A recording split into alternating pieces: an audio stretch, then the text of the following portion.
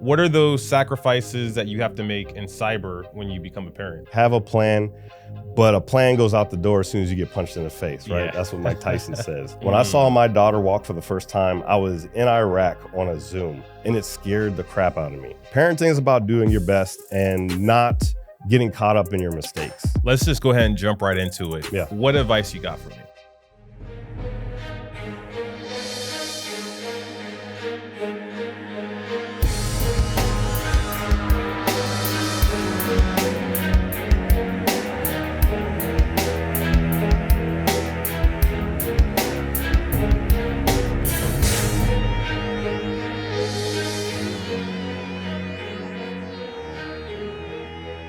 What is going on, everyone? Welcome back to the show. Glad to be back again. You know what we're going to talk about today? We're going to talk about parenting and cybersecurity. Woo! Heavy. Because I have a baby on the way. Yeah. My first congrats. child. Yes. Super excited. Super. Very nervous because this is the world of unknown. I've never been a parent. I'm also the youngest of three, so I've never really raised kids. Right. Never had to raise my siblings. So it's a learning lesson. I don't know what to expect. Luckily, you're here. We're going to talk about that a little bit. You have three beautiful daughters. Girl dad. And you've been a dad for what, 14 years? Yeah. Going on 15. That's incredible. My baby has always been cybersecurity. Cybersecurity has almost been my identity. I would say up until recently, I've realized that my job is not my identity. I am not my job. My job is not me. Right. But I think it's easy to get those lines confused and cross them up. Have you ever been in that situation, especially being dad? Have you ever felt that way? Yeah, I mean, I think that happens with everyone. When you get really invested into one thing, you feel like that's all you have. If you get obsessed about your job, maybe it's a hobby or a sport, it just becomes your identity. Like, whoa, this is who I am. But it's not until you have to dissect yourself amongst your life to where like, okay, that's not all I am. I'm several things. To the parenting point, you can't just be a cybersecurity practitioner because kids take a lot of time. Oh, yeah. They need a lot of TLC. They need a lot of your resources. So you have to kind of like find that balance, ensure that you're doing the best thing for you and for them. Let's just go ahead and jump right into it. Yeah. What advice you got for me? Woo!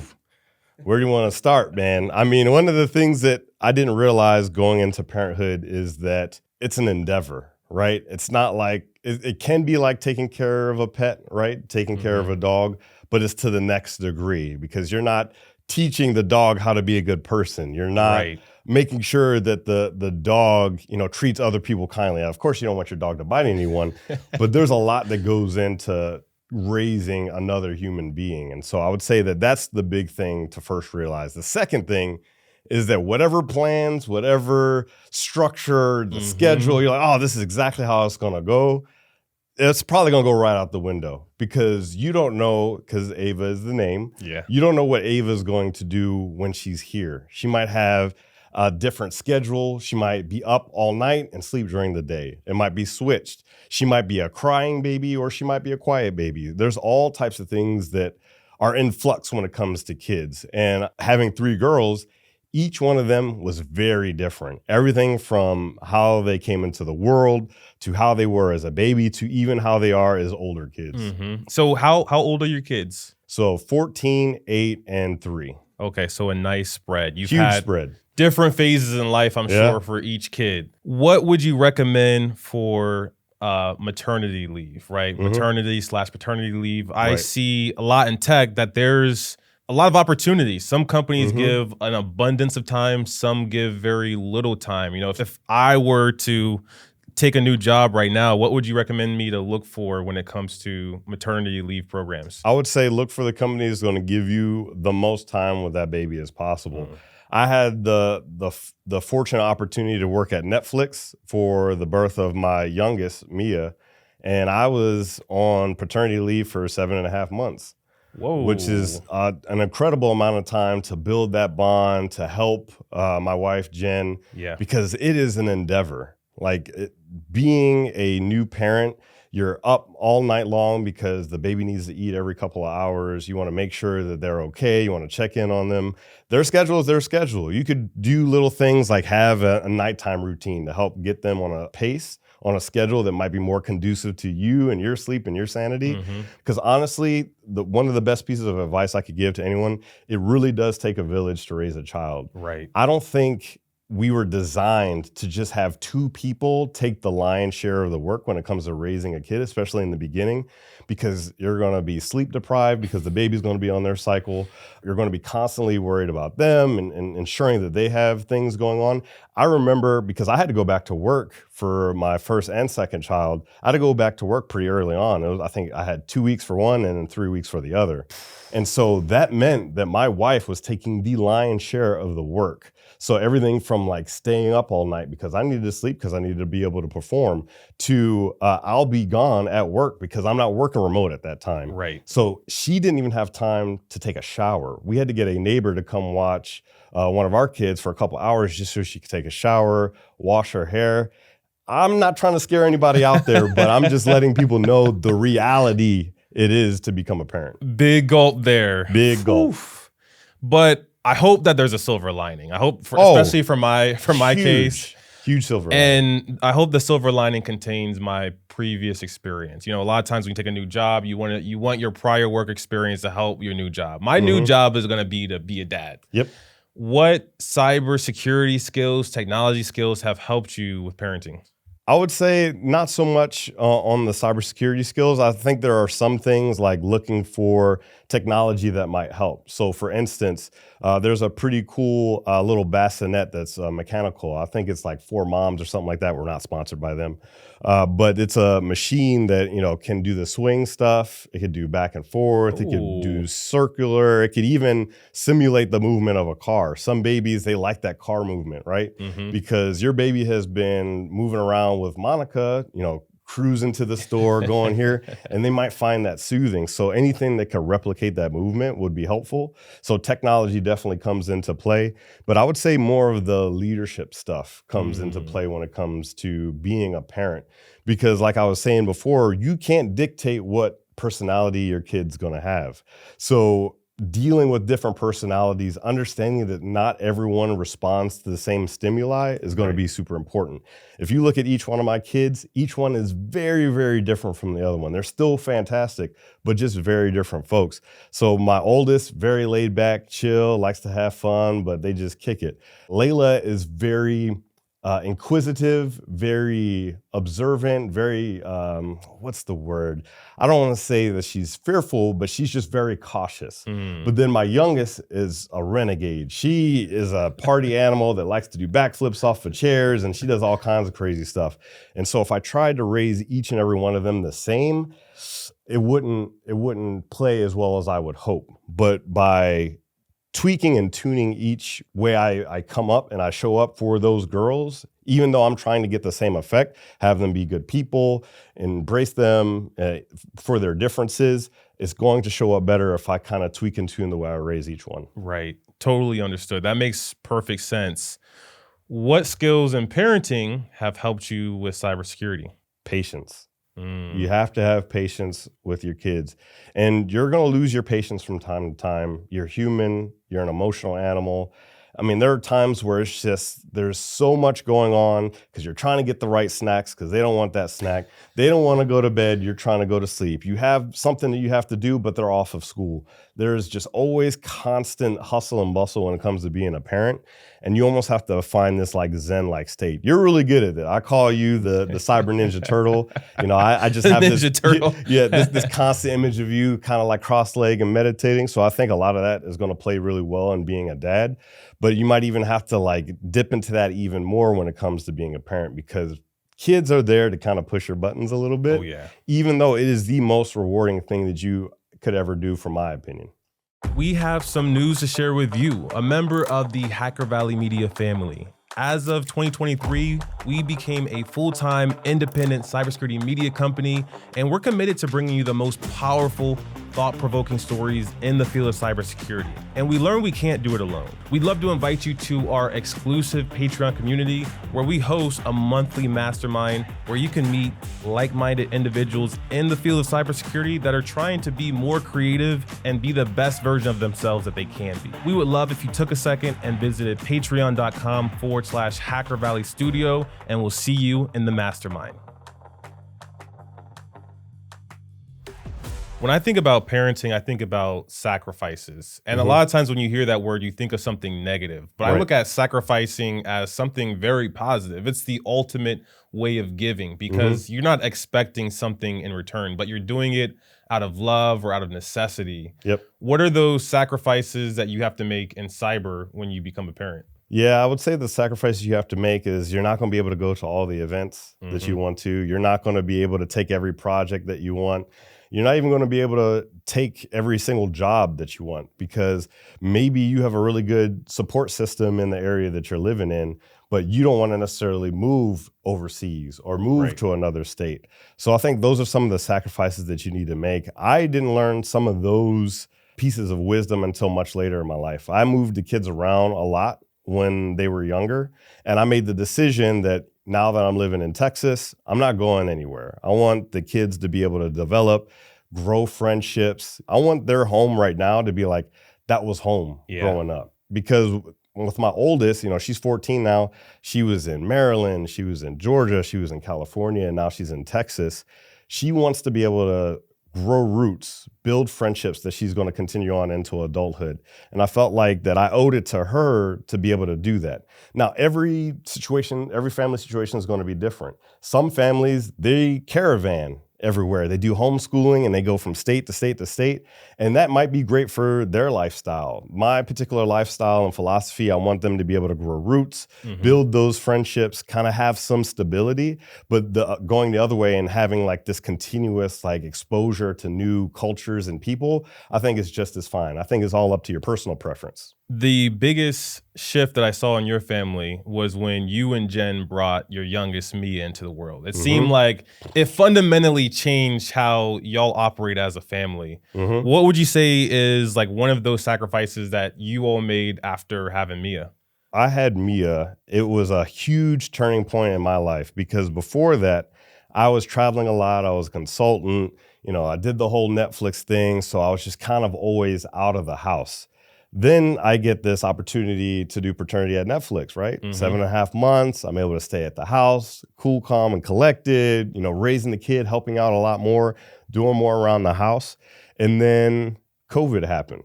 So I'm still not going back to work. I'm still in the house. And I'm in the house for another 2 years. I think that changed me quite a bit in a lot of positive ways because I was relatively selfish from my career standpoint, because I was able to kind of travel around and do whatever I needed to do for my career.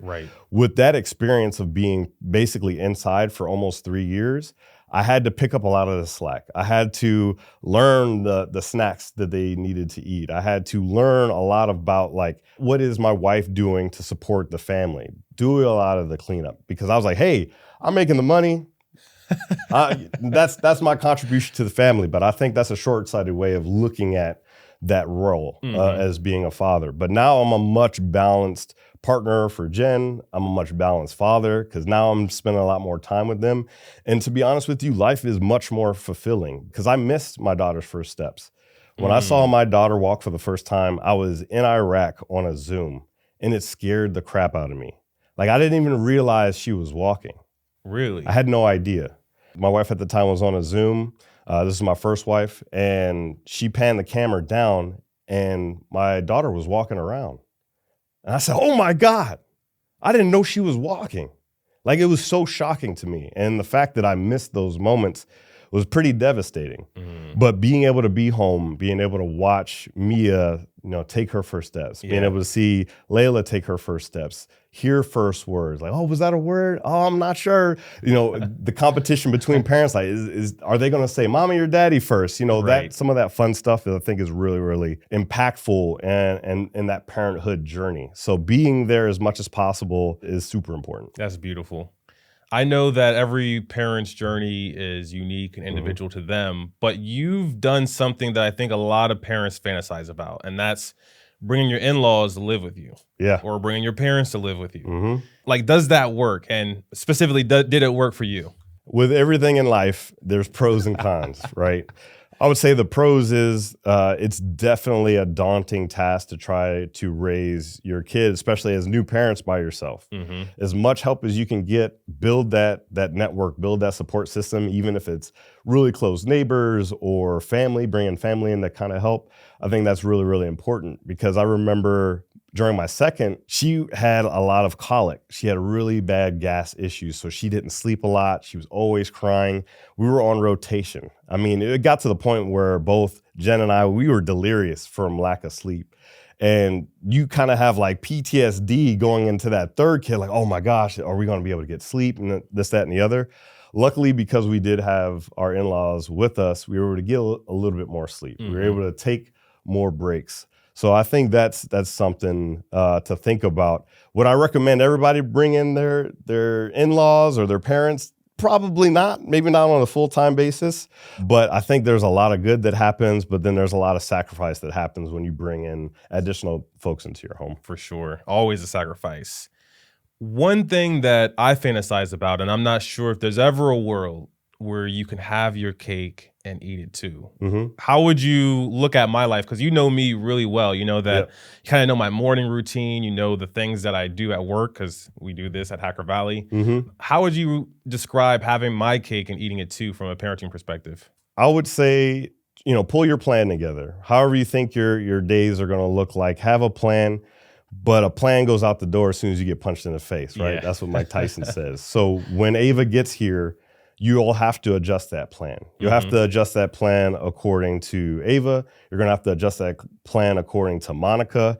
Be as flexible as you possibly can because there are things that are going to get pushed and pulled once Ava gets here. So have a plan, but be flexible. Gather all the resources you possibly can and just do your best. Parenting is about doing your best and not getting caught up in your mistakes. Right. I think a lot of people get caught up in their mistakes. Oh, I did this or I did that or I'm not doing this enough. You got to give yourself grace. You have to give yourself grace because you're not going to be perfect. You're not a parenting machine that does everything perfect. You're a human being with your own wants, needs, goals, desires. So give yourself grace, give yourself time. Make sure Monica gets out of the house. Make sure you get out of the house. Right. Have a little bit of that social life because it can feel confining. As wonderful as being a parent is, being a parent is one of the most wonderful things in the world, in my opinion.